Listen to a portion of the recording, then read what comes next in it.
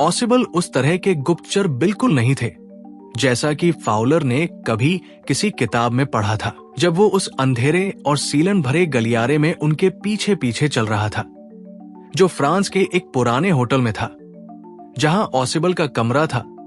तो फाउलर को बहुत निराशा हुई। वो कमरा छठी और सबसे ऊपरी मंजिल पर था और किसी रोमांचक कहानी की पृष्ठभूमि जैसा बिल्कुल नहीं लग रहा था। ऑसिबल, एक बात तो तय थी, मोटे थे, बहुत ज्यादा मोटे।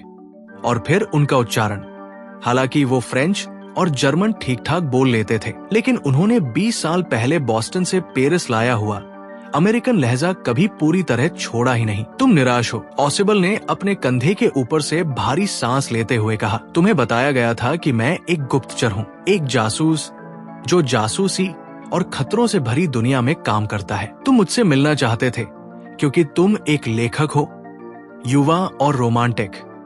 तुमने अंधेरी रातों में छुपे हुए रहस्यमय लोगों की कल्पना की होगी, पिस्तौल की आवाजें, शराब में मिलाया गया जहर, और इसके बजाय तुमने एक सुस्त शाम एक फ्रेंच म्यूजिक हॉल में एक थुलथुले मोटे आदमी के साथ बिताई जिसे सुंदर महिलाओं की जगह केवल एक उबाऊ टेलीफोन कॉल मिलती है जिसमें किसी मीटिंग का समय तय होता है।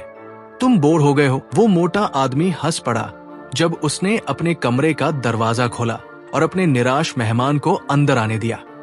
तुम्हारा भ्रम टूट गया है, ऑसिबल ने कहा, पर हिम्मत रखो मेरे युवा मित्र।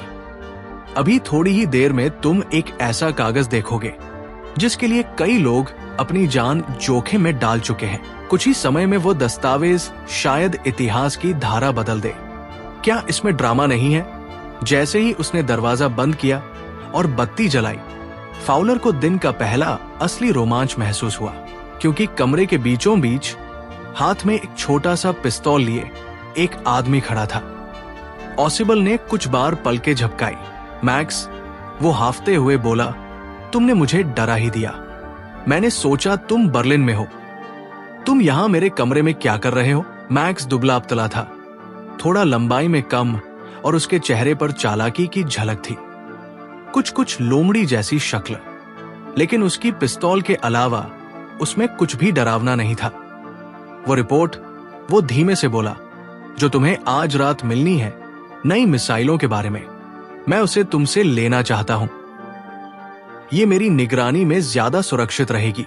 ऑसिबल एक कुर्सी पर भारी आवाज में बैठते हुए बोला, मैं इस बार तो होटल मैनेजमेंट से जरूर शिकायत करूंगा और तुम इस पर दाव लगा सकते हो। वो कड़वाहट से बोला, इस महीने ये दूसरी बार है जब कोई मेरी बालकनी से कमरे में घुसा है। फाउलर की नजर कमरे की इकलौती खिड़की की ओर गई। वो एक सामान्य खिड़की थी जिसके बाहर रात की काली परत थी। बालकनी? मैक्स ने हैरानी से पूछा। नहीं, मैं तो पासकी से आया हूं। मुझे बालकनी के बारे में नहीं पता था। अगर पता होता तो थोड़ी आसानी हो जाती। वो मेरी बालकनी नहीं है, ऑसिबल ने चिढ़कर कहा। वो अगला कमरा जो कभी इस कमरे के साथ जुड़ा था, उसी की बालकनी है।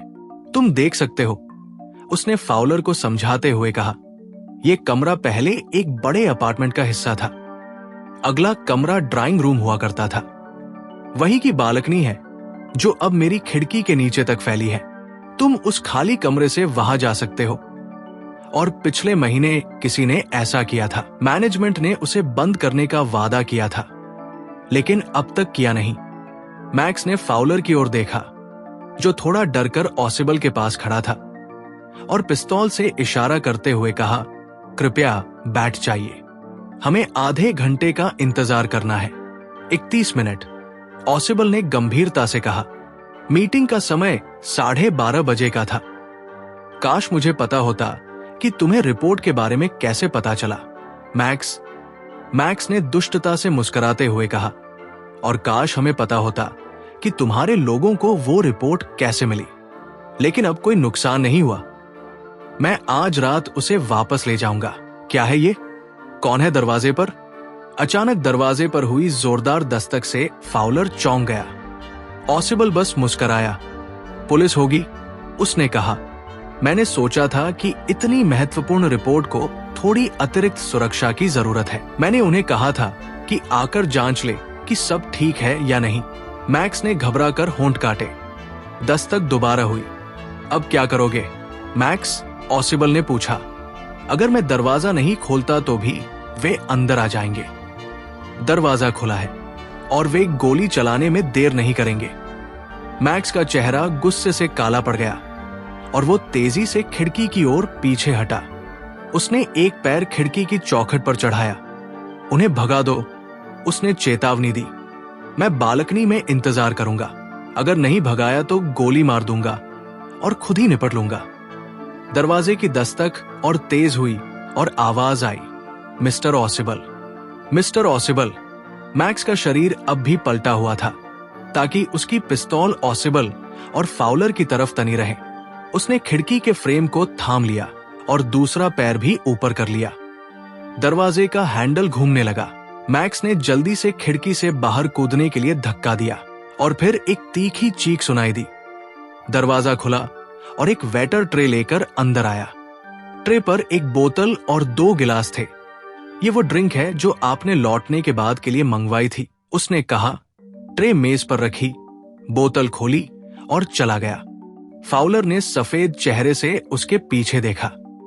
पर पुलिस? कोई पुलिस नहीं थी। ऑसिबल ने एक लंबी सांस ली। सिर्फ हेनरी था जिसकी मुझे उम्मीद थी। पर वो आदमी जो बालकनी में गया? फाउलर ने डरते हुए पूछा।